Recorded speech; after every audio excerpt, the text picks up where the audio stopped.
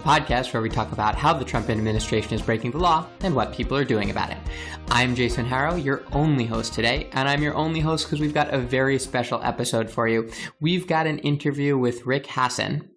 So we're thrilled to have Rick. Rick is a professor at UC Irvine. He is the purveyor and sole proprietor of the Election Law blog, which is really the go-to authority for all things election law, campaign finance law, voter ID. All of those resources are there for you.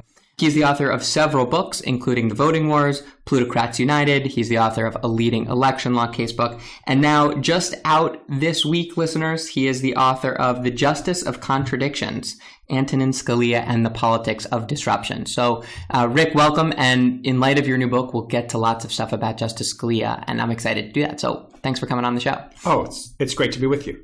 Great. So the podcast, we'll get to Justice Scalia in just a minute, but the podcast is called Versus Trump. And it's about the ways that people are opposing the president legally, politically. And for those who want to oppose Donald Trump, there is perhaps no better way than the ballot box. And that's your wheelhouse. So I want to start there. Really early on in the administration, before he was the president, candidate Trump attacked the integrity of the election and the electorate. And after he was elected, he said there were millions of illegal votes cast. So I think what the first question that many people will want to know is, we're now over a year into the administration, and has this administration taken any concrete steps yet to change the way we vote in America? Well, there have been some steps that have been taken, and I would say none of them have been for the positive. So let's start with Trump's statements before the election. If you look just before the election, he was making a lot of statements that voter fraud was pervasive. But most of those statements were about voter impersonation fraud. People in Philadelphia, he said, in minority areas, he literally said, "You know what I mean," voting multiple times.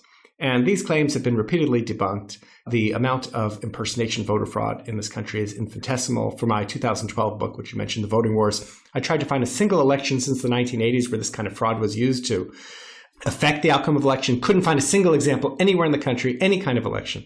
But then after the election, when he lost by about 3 million votes in the popular vote, he had a new theory, which is that non-citizen voters were voting. Millions, an amount of millions of voters. And nobody thought there was evidence of this. And so far, the Brennan Center has tried to collect every allegation of non-citizen voting in the 2012 election. Not 3 million, not 300,000, not 30,000, not 3,000, not 300. We were about 30 potential cases being investigated. And even those, often it's an error. The person is a citizen, or they didn't vote, or they didn't know they weren't allowed to vote. They were, on the path to citizenship. So this is really a tiny problem. The only person in the country who supported this was a guy named Chris Kobach, who was Secretary of State of the state of Kansas. He's one of the leading members of what I call the Fraudulent Fraud Squad, a group of people, a handful of people who go around the country claiming that voter fraud's a massive problem. He said, there could have been millions of voters. Nobody knows. We don't know who won the election. And as a reward for this, Kobach was put in charge of a commission. We could talk about this some more, but the commission was recently disbanded. And just in the last week, there's been a trial in Kansas where Dale Ho of the ACLU and the ACLU team has been putting Kobach on to actually come forward with some evidence. And Hans von Spakovsky, who's another one of these notorious purveyors of the voter fraud claim, was put on the stand and really eviscerated by the ACLU lawyers. And so I think, now that the courts are actually looking at the evidence, there's nothing there. And it just makes these kinds of claims even weaker than they might otherwise appear. So let's dig in a little bit to that Kansas trial that you talked about, because we've talked about that before on the show. So you said that Chris Kobach and the state of Kansas is having to justify and give empirical evidence of voter fraud and voter ID.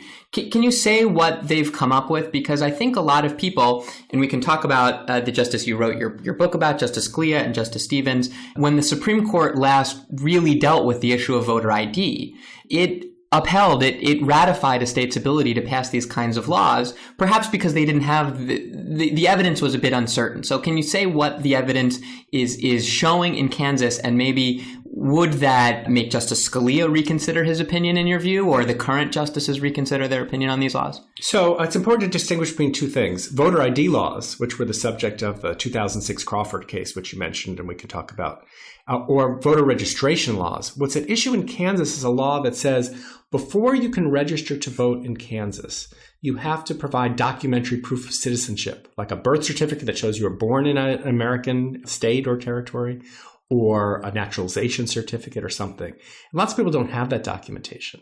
And so the federal government says, if it's a federal election, you have to be able to register for a federal election with a postcard that the federal government approves. And that postcard does not require proof of documentary proof of citizenship. And so Kobach has been fighting for years trying to get the United States government to change the postcard, which would allow Kansas to require this for people who register. If you register in Kansas, otherwise you've got to provide this. But this is a workaround for people who might not be able to afford the birth certificate, don't have it, or for whatever reason don't want to supply it. So the claim is one that's already gone to the Supreme Court once. And the question is, the Constitution gives Congress the power under the Elections Clause to set the rules for federal elections, but it gives the state the power to set the qualifications for voters. And what the 10th Circuit said in the most recent iteration of this case is, the only time this is going to impinge on Kansas setting its qualifications for voters is if there's massive non-citizen voter fraud. And so the case was remanded for a trial in which Kobach and his team has to prove massive non-citizen voter fraud. And what they came up with was very little. Kobach is the only Secretary of State who was given prosecutorial powers as Secretary of State to go after voter fraud. He's brought very few voter fraud prosecutions. Almost all of them involved Republicans who were double voting in Kansas and another state, and almost all of them, it looks like they did so inadvertently. Well, I thought if I had property in Missouri, I could vote in Missouri. But very few cases of non-citizen fraud. Very little evidence put forward at trial. And, they say the client who represents himself as a fool is a client. Kobach's been representing himself at this trial rather than relying on the state AG's office. They made a number of fundamental errors of evidence and civil procedure in trying to admit documentation. And the last day of the trial, actually at the end of the trial, was a contempt hearing for Kobach to see whether he'd broken earlier order from the trial judge to provide instructions to voters that they can use this postcard to be able to vote in the election. So it's really been kind of a clown show. And I expect not only is the court going to reject Kobach's claim that there's evidence of substantial fraud, it really was not presented in there, but also really going after him for the shoddy job in which he did in trying to make that case. Yeah. So my understanding that was a bench trial, so we'll wait for some amount of months now for a verdict there. Okay, so I think the judge said maybe the fall, which is a long time. Yeah. But so in the meantime, many states persist with these voter ID laws, and they are subject to challenge by various voter rights organizations and the ACLU. And so maybe you could talk a little bit about, first of all, what is the Trump administration position on them? What's the current Supreme Court position on them, as you understand it? And then, since you know Justice Scalia so well, what was his position on them, and what does it mean for his successor on the court? Sure. So I think your first question to me was, what's the Trump doing about voting rights? Yeah. And I gave you one thing that was going on with this fraud commission. But the other thing that's been going on is that in a number of election cases in the Supreme Court and in lower courts, the Trump administration has flipped its position. So in the Department of Justice's lawsuit against Texas's strict voter ID law, that's the law that I'm sure your listeners know is the one that concealed weapons permit to vote A-OK, college ID, no way. Even state college ID. That's right. Yeah. The Obama administration was with the private plaintiffs arguing that the Texas voter ID law is unconstitutional and a violation of the Voting Rights Act. The case has gone up and down in the lower courts, went to the Supreme Court once. Supreme Court decided not to hear it because it's still interim. It's now back before the Fifth Circuit. And when Trump came in, they didn't exactly say there was never a violation, but they've said Texas has done more than enough to show that it solved the voter ID problem by loosening its laws a little bit.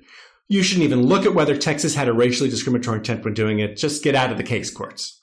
So they reversed in that case their position. Also in the United States Supreme Court, in a case involving voter purges, removing voters from the rolls, they reversed a longstanding position that the Department of Justice had under both Republican and Democratic administrations. This is a case called the Husted case. In that one, the Solicitor General's office took an adverse position to what it had taken before and said, I can go ahead and purge these voters if all they've done is not responded to a couple of pieces of mail. So the general picture is not good for voting rights. Now, in terms of what the Supreme Court's going to do, the last time the court looked at this issue, it looked at the constitutional question of whether strict voter ID law could violate the Equal Protection Clause.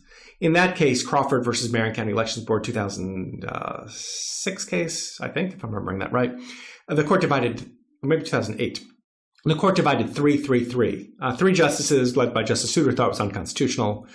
3 justices led by Justice Stevens, it was Stevens, Roberts, Kennedy, said this law is constitutional on its face because most people don't have a big burden getting an ID they have a driver's license or something else.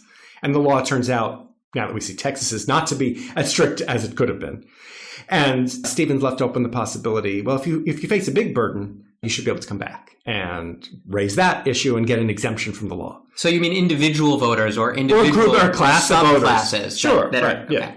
And so there's been some litigation like that. And 3 justices led by Justice Scalia in a Scalia opinion wrote, this is not burdensome for most voters, agreeing with Stevens. But if it's not burdensome for most voters, then it should be constitutional for all voters, for this to be applied, even if some voters face burdens, which is astounding to me that he took the position that if you had somebody who, for example, we've had instances in Wisconsin, one person didn't have a birth certificate to prove identification because she was born in a concentration camp.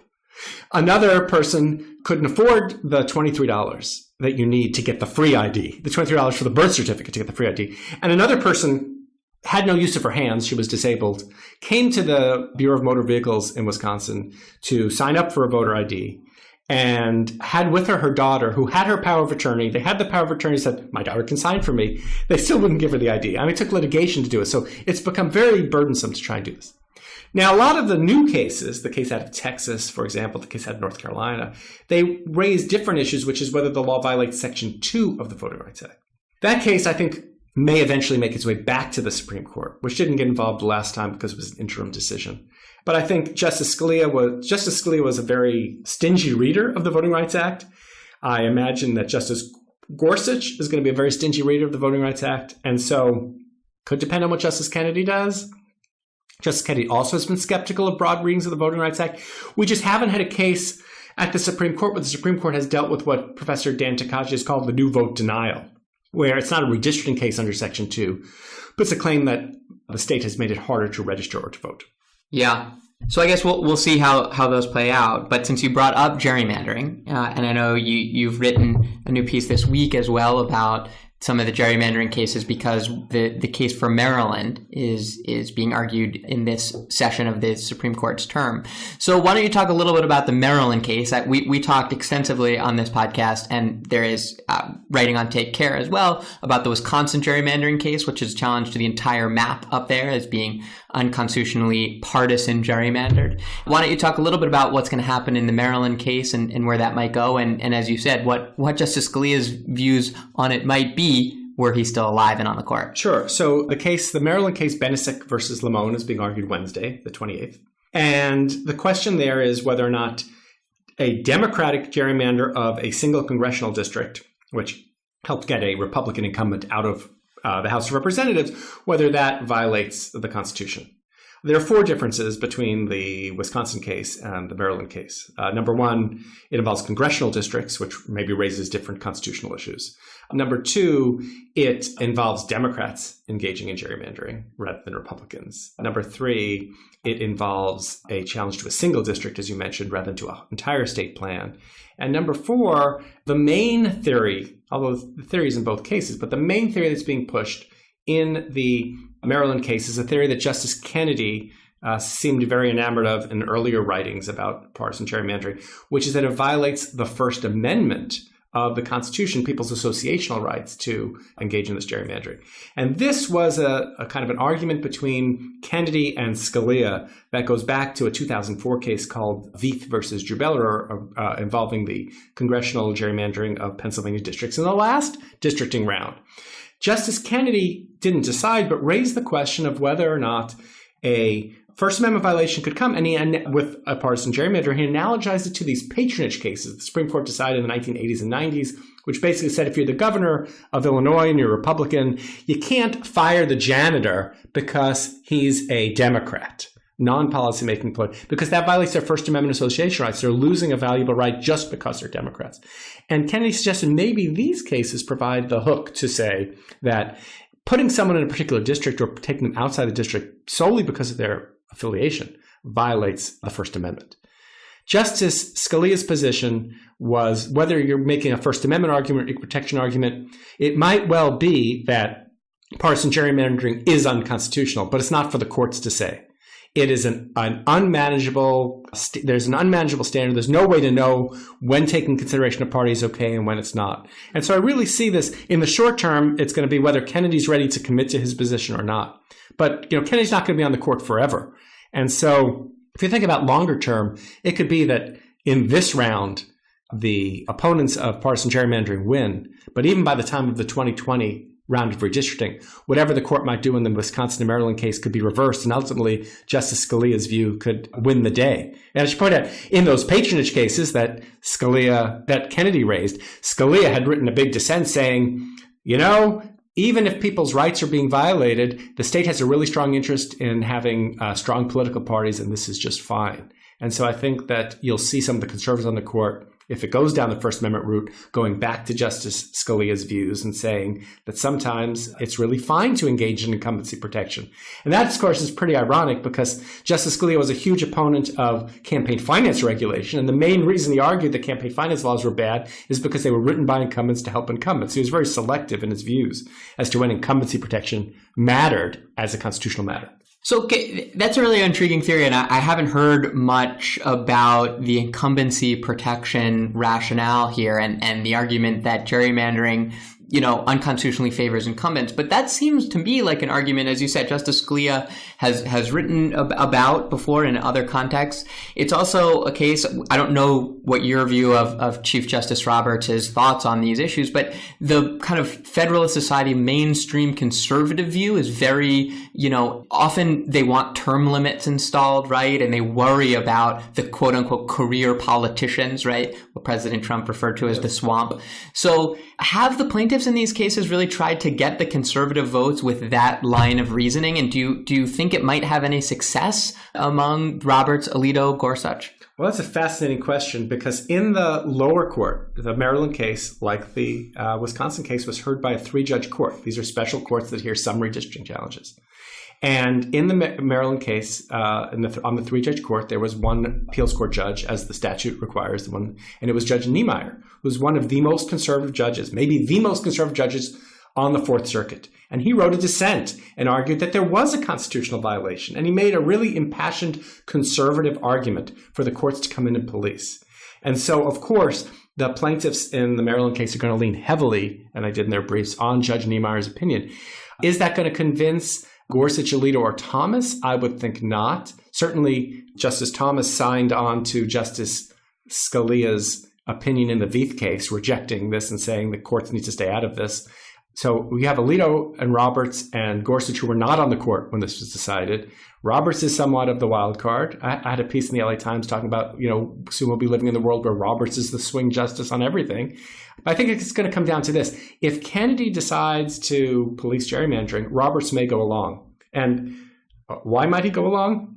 And I'm thinking of the oral arguments in the Wisconsin case where Roberts expressed the view, well, this is going to look like the Supreme Court's coming in and taking sides and favoring the Democrats over the Republicans.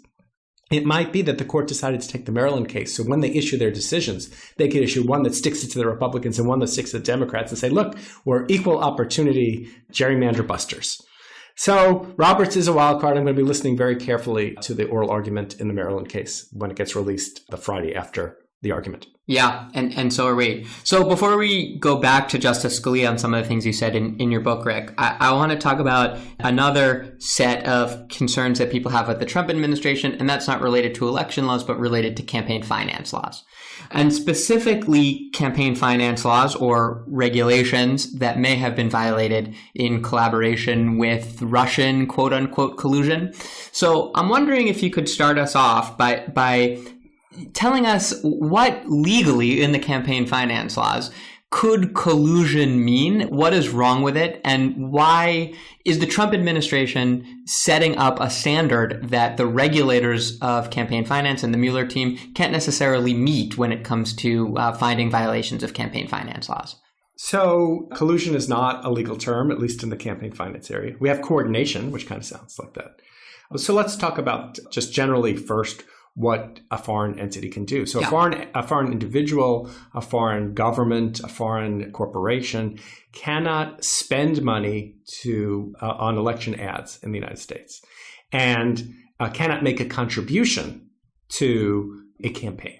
And an American individual who's involved in a campaign cannot accept a contribution, cannot solicit a contribution, and cannot facilitate the expenditure. So if, for example, somebody told the Russians, you should run ads on Facebook in Wisconsin saying X, that would violate the laws. Violate a number of the laws, but the foreign contribution law and as well as not reporting in-kind contribution and all of this.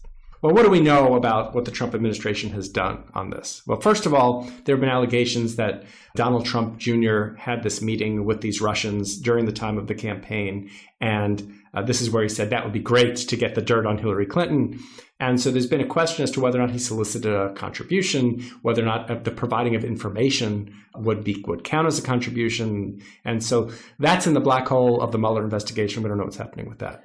There are also reports that Cambridge Analytica, which was a campaign consulting group, had been working with both Trump's campaign as well as outside groups and maybe perhaps also the Russians, and maybe coordinating what's going on among the campaign and other entities. Again, these are just allegations. We don't know if that's true, but that could raise campaign finance issues.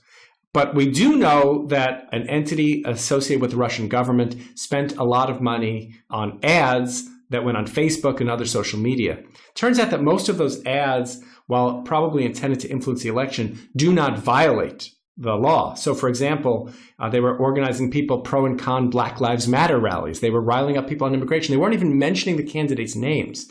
And under current law, that is not illegal. And further, even this Honest Ads Act, which is the Senator Klobuchar, McCain, Warner bill that would treat certain digital election ads as campaign ads, a lot of the stuff the Russians were doing would not be covered. And so it's going to turn out that, a lot of this is going to be, it's not what's illegal, but what's legal. And thanks to the Supreme Court's interpretation of the First Amendment, thanks in part to Justice Scalia's views of how the First Amendment should be interpreted, it's not clear to me that Congress could even constitutionally stop foreign interference in our elections if people avoid even mentioning the candidates' names, but are doing things to clearly try to influence the outcome of the election. Yeah. So can you then, and just because we're lucky enough to have some wonky listeners, could you talk about the let's roll the tape forward, and perhaps Mueller does find some campaign finance violations involving foreign donations or foreign involvement in the Trump campaign. Yeah. What's the Supreme Court said, or what have the court said about the constitutionality of those? Does the campaign, do the people that could potentially be charged in the Mueller indictment have any kind of constitutional defense? So I think it's pretty clear that a ban on foreign contributions to a campaign would stand. I also think it's clear that a ban on foreigners spending money on express advocacy, something that says vote for Trump, vote for Clinton, that would be constitutional. And the reason I say that is a few years after the Citizens United case, where the Supreme Court held that corporations have a constitutional right to spend unlimited sums independently in their elections, the court summarily affirmed, that is, affirmed without oral argument, a 3-judge lower court case called Blumen versus Federal Election Commission, an opinion written by Brett Kavanaugh, a judge on the D.C. Circuit, who I expect is going to be the next Supreme Court choice if Trump gets to make a choice, wrote this opinion and said that there was a guy who was a Harvard Law School graduate, Canadian, working in New York. He sued. The suit was brought by Yaakov Roth, who was a former Scalia clerk. He sued. He said he wanted to spend 50 cents making copies of flyers that said "Vote for Obama" at Kinko's and distribute them in Central Park, and that would be a felony to do that. And he said, if corporations can spend unlimited sums, the identity of the speaker doesn't matter. I should be able to go. And Kavanaugh, in a unanimous opinion, said the ban on foreign spending on express advocacy in elections is constitutional. It protects national security. It protects American sovereignty. But he was very careful to say we read this as only applying to express advocacy. Now, there's another part that applies to what are called electioneering communications, which are TV and radio ads. They don't apply to digital ads. What that Honest Ads Act would do was applied also to digital ads. But it's not clear that you could go beyond that. And it's not clear that even the electioneering communications test that's in the McCain-Feingold law that would be extended in the Honest Ads Act would be constitutional if you have a Gorsuch, Kavanaugh, Alito, Thomas, Roberts group looking at these questions, or even Justice Kennedy, who's been no swing voter on the question of campaign finance limits. Yeah. So it may be that the Constitution does not allow, and the Constitution as interpreted by these conservative justices does not allow effective regulation, which raises the question whether the Constitution is a suicide pact. Do we really have to read the Constitution in a way that undermines our very ability to protect the national sovereignty of the United States? Yeah. It's interesting that lurks, and we'll have to see if they raise it as a defense, if indeed those charges are brought. In the interest of kind of equal time, which we don't have to necessarily apply here on a podcast, but we have gotten questions about the Clinton campaign's possible running afoul of these same regulations, and in particular, by hiring Michael Steele and his firm. He is not a U.S. citizen, and he appears to have contributed intelligence and been paid, possibly through an intermediary, by the Clinton campaign. Does that run afoul of campaign finance regulations? Well, there's a lot of things the Clinton campaign did that I did not like, but this does not strike me as being illegal, because the ban on foreign contributions and spending does not prevent you from using foreign vendors. So, for example, you want to hire Elton John to sing at your campaign event and you pay him a fair market rate, and Elton John's not an American citizen, that's just fine. I use the Elton John example because there's an exception that allows volunteering, which is what some of the people are saying that, when the Russians were turning over Clinton's emails, they were just volunteers. Yeah. But, Steele was paid for his work. He was a campaign vendor.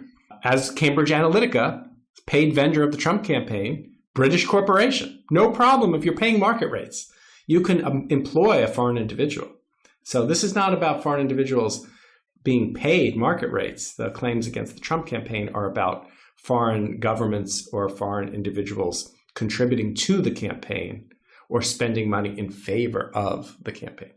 I see. Okay, so there's a difference in this between contributing labor as a result of being paid a market rate and holding out business to kind of all comers. And you're saying what some folks think might have been going on in the Trump campaign, where they are singling out the Trump campaign for favorable information, favorable work, and perhaps not receiving in kind, not billing the Trump campaign. Right. So they weren't providing. It wasn't as though they went to some Russian company and said, "Here's $50,000. Give us the dossier you have on Hillary Clinton." And if that was the fair market rate, then that would not present a problem. I see. Okay. We'll see. Just to be clear, too, there's no indication that I have right now that the Clinton campaign is under investigation for this sort of thing. But this has certainly made its way into commentary and in the media, whether or not this has happened. Okay. So last campaign finance cluster of questions, and then I want to get to Justice Scalia to close. Stormy Daniels has also come forward and claimed that she was paid by a Trump personal lawyer for her silence in October of 2016, days before the election. And some folks have claimed that this sort of payment may have run afoul of campaign finance restrictions. Can you explain that argument? How might it? Obviously, as with Russia, we don't perhaps have all the details. There's still court proceedings. There were some arbitration proceedings. But what's the theory here? Sure. So it's not clear if Cohen paid his own money or was reimbursed. He said that he was not reimbursed by the Trump organization or the Trump campaign, which leaves the possibility he was reimbursed by Trump or a third person. But let's say it's Cohen's own money. So Cohen has paid $130,000 for someone's silence in the period just before the election, when this person was about to speak to ABC News or a few other news outlets about her supposed affair with Trump. If the payment of $130,000 was motivated to help the Trump campaign win the election, then that would be an illegal campaign contribution, because Cohen would only be able to contribute $2,700 to Trump in his general election campaign, and this would be much more than that. If, however, the money was motivated not to help Trump's campaign, but instead to help Trump personally with either his reputation or to save his marriage. I don't know how much of a reputation he had, but certainly you could imagine he might want to keep this from his wife. So if it was motivated to help Trump personally, then it's not a campaign contribution. No laws are implicated. So the question turns on one of motive. We had a case like this. It involved John Edwards, who had a He had a lover. The lover actually had a child with Edwards, and two longtime Edwards supporters paid lots of money to keep the woman silent and to support the kid. Edwards was eventually put on trial for federal violations of this law, and there was not enough evidence that the contributions were campaign motivated. Now, the two donors, one was dead, the other was 101 years old, didn't provide the testimony. In this case, unlike the Edwards case, in this case, there may be documentary evidence. For example, you can imagine Cohen sending an email to Stormy Daniels' lawyer saying, "We got to wrap this up now. This is really important to the campaign." So There may be documentary evidence or evidence that the DOJ could get their hands on, emails, text, something showing motive, which would make for a stronger case. Now, it could, so that would violate the excessive contributions law. It would also violate the failure to report the contribution on federal election forms. Whether that's a criminal violation is a question. Attorney General Sessions would probably have to recuse on that question because it's campaign related if it goes to DOJ. But after seeing the Edwards prosecution, it's not clear that DOJ would even pursue this, even putting aside the politics of all this. Now, if somebody else paid, then it raises questions of whether whether Cohen was a conduit for the contribution. There could be other laws. If Trump paid, ultimately, then he can spend as much as he wants on his campaign, but it still has to be reported. So, not clear. We need more facts. There's certainly enough smoke here to merit an investigation as to whether or not there's fire. Yeah. We'll watch for that. So, okay, you've long been an expert on election law, but your new book is about Justice Scalia, and we talked about some of his views on election law and campaign finance law, but he had many, many other views. You title the book Justice of Contradictions. Talk about the specific contradictions that you were thinking of when you titled that. Sure. So the book was out of my comfort zone, so it was really a challenge to write. I have a chapter on criminal procedure cases where Justice Scalia most deviated from what you'd expect a conservative justice to do in some of his cases. So it was a challenge to write, but I enjoyed writing it. What I mean by Justice of Contradictions is the primary contradiction I talk about many, but the primary contradiction is that Justice Scalia said he had neutral tools to decide constitutional and statutory cases. He had a theory called originalism, which talked about how to read the Constitution, and a theory of textualism, which said how to read the federal statute. And he said these were the legitimate ways for judges to do their jobs, in fact, required ways for judges to do their jobs, and they would help legitimate the Supreme Court. But he so attacked other justices for failing to follow his views and claiming they were not acting as judges but as super legislators, as usurping the judicial power, that in the end, I think his project ended up delegitimating the court because it was a sustained attack on not just the liberal justices, but any, it could be an O'Connor, it could be a Kennedy, a moderate conservative justice. Anytime someone disagreed with him, he would launch the most vicious attacks. And I think that helped undermine. I talk about other contradictions as well. For example, Justice Scalia talked about the need for civility on the court and the need for civility in society, yet he was the nastiest justice. I did a study of how often his opinions were described as sarcastic. I created something called the Sarcasm Index, and I find that his sarcasm was off the scale. In the Obergefell same-sex marriage case in 2015, at one point he says if he had to sign on to Justice Kennedy's opinion to get a fifth vote, he said, I would hide my head in a bag. And he said, we've gone from the kind of the glorious writing of prior justices to the aphorisms of a fortune cookie. When he attacked, he not only attacked in an ad hominem way, he attacked the legitimacy of what the other justices were doing. It's interesting that you brought up the contradictions in the same-sex marriage context, because when I was thinking about that issue too, go back to his rhetoric in prior gay marriage cases where he famously called one pro-gay rights opinion part of the so-called homosexual agenda. So I wonder if another contradiction that you're thinking about is backlash to it, right? You mentioned backlash maybe Justice O'Connor had because he was so mean and nasty. Do you think using terms like that get people so riled up and make the folks want to beat him, does that energize the social movements that he's against? Well, it could. He's the one who predicted in one of the earlier gay marriage cases that was going to lead to gay marriage. It's not clear to me that he ever lost a majority vote because of his nastiness, but he might have been able to have more influence if he was a little less nasty. And in fact, if you think about, what makes an influential justice, it's usually, and Scalia himself said this, you write the important majority opinions. But aside from the Heller-Gunn decision about the Second Amendment, he had very few important majority opinions in his time on the court, except in the area of criminal procedure, where we pay, I think, somewhat less attention.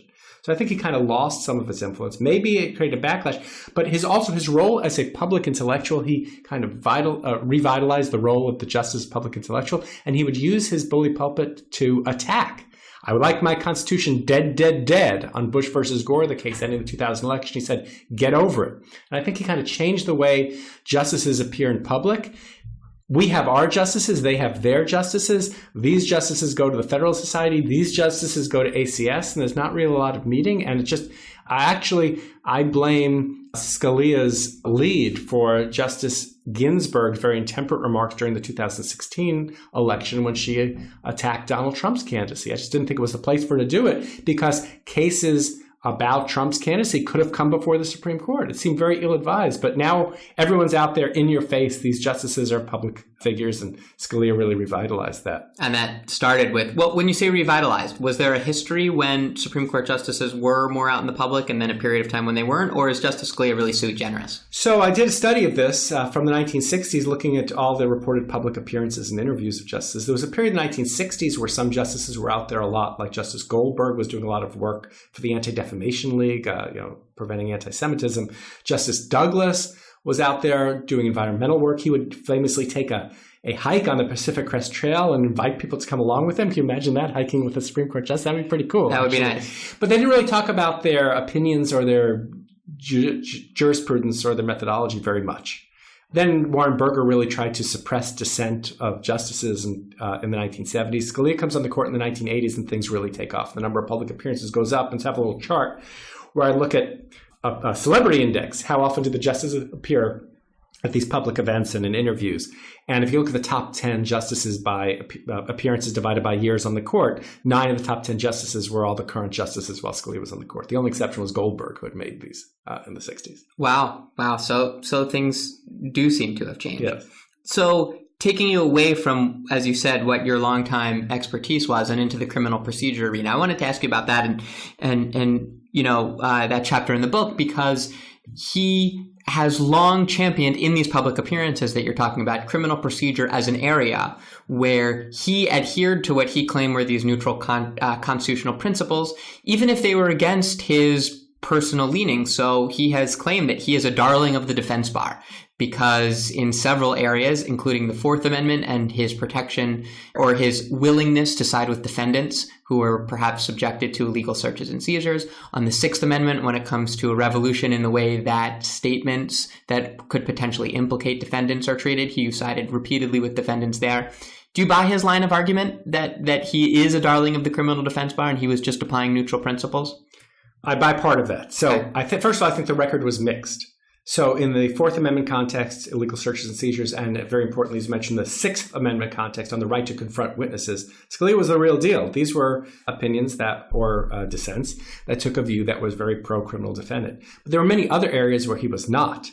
So first, I disagree that they necessarily derive from original understanding of neutral principles. But that's a different point. But there were plenty of criminal law cases where he was very tough. He didn't believe in the exclusionary rule, which, is a big deal in terms of excluding evidence when police have gathered it in an unconstitutional way. He was a huge supporter of the death penalty. He was very upset when the Supreme Court changed its views and said it was okay to execute the cognitively disabled, which he insisted on calling them mentally retarded. He thought it was juveniles could be executed. His very last opinion on the court, majority opinion, was in a case called Kansas versus Carr, which was an 8-1 decision. It was a really easy decision. Scalia was clearly right in the case. The Kansas Supreme Court got the law wrong about mitigating evidence and all these things. Very short legal discussion. But he has 5 pages of detailed description of these horrific crimes committed by these 2 brothers, the Carr brothers in Kansas. I mean, so much detail that he or his clerks had to go back to the trial court record and find things that were not in the appellate record in order to find these facts. And trying to figure out, well, why did Scalia do this? And there are 2 theories of this. One theory is, he was a strong believer in the death penalty and he wanted to show how horrific these things are and this crime deserved crime. But I came up with another theory too, which is that it turns out if you listen to talk radio, which Scalia said he did, or you read Michelle Malkin or David Horowitz, they wrote columns about this Carr case. And they said, this case is not getting national attention in the New York Times and other places. You know why? Because the assailants were black and the victims were white. And this is, bias on the part of the mainstream media. And so I wonder if Scalia never mentions the race of anybody, but I wonder if he was motivated to bring a national attention to this case that otherwise didn't get this case. He was no friend to the criminal defense bar in many of his cases, but in some areas he certainly was and did play against type, and those were significant decisions. So that, I think, leads naturally into the way I wanted to close the discussion. We could talk for hours and hours about Justice Scalia as well, considering how long he served on the bench and how influential he was. But another part of the title of your book uses the word politics, and that's something that people don't often or associate with the Supreme Court, and especially non-lawyers. I think some lawyers recognize some of these decisions are very political, but I think the lay public perceives Justice Scalia as an apolitical figure. Yes, he was appointed by Republicans. Yes, he was a champion of originalism and textualism, but these are judgy things and not politicsy things. So can you talk about why did you put politics in there and not the judging of disruption or judgments of disruption? So it's the politics of disruption. And let me start with the disruption part, because since it's a Trump-related podcast, I say that Scalia did to the Supreme Court what Newt Gingrich did to the House of Representatives in 1994 and what Donald Trump has done to the presidency in 2016. He came in and he changed the way people think about the institution, what the role of the person is in the institution, and what it's going to do.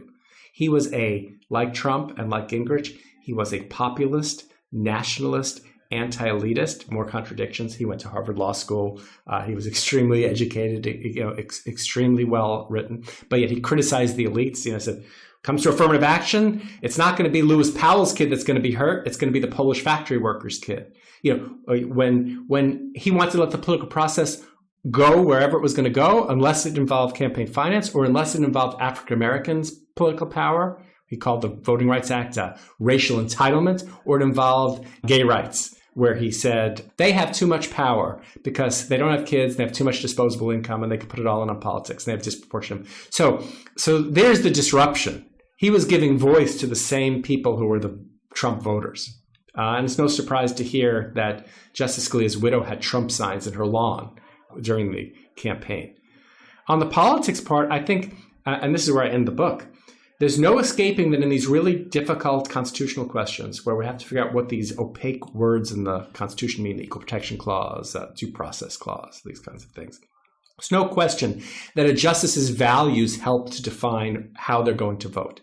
They're making political decisions. They're not making partisan decisions, but they're making political decisions. They're making value judgments. And Scalia, the same way. So you could take Justice Alito, who is not an originalist or a textualist, and you could take Justice Scalia, and in one of the most recent terms, in the 16 5-4 cases, they voted the same way 15 out of 16 times. So what drives your results is your politics rather than your supposed neutral methodology. And in fact, now things are even worse than they were when Scalia was on the court. Now we have, for the first time in at least modern history, all the conservatives on the Supreme Court were appointed by Republican presidents. All the liberals on the Supreme Court were appointed by Democratic presidents. We are increasingly going to think of the Supreme Court as a partisan institution.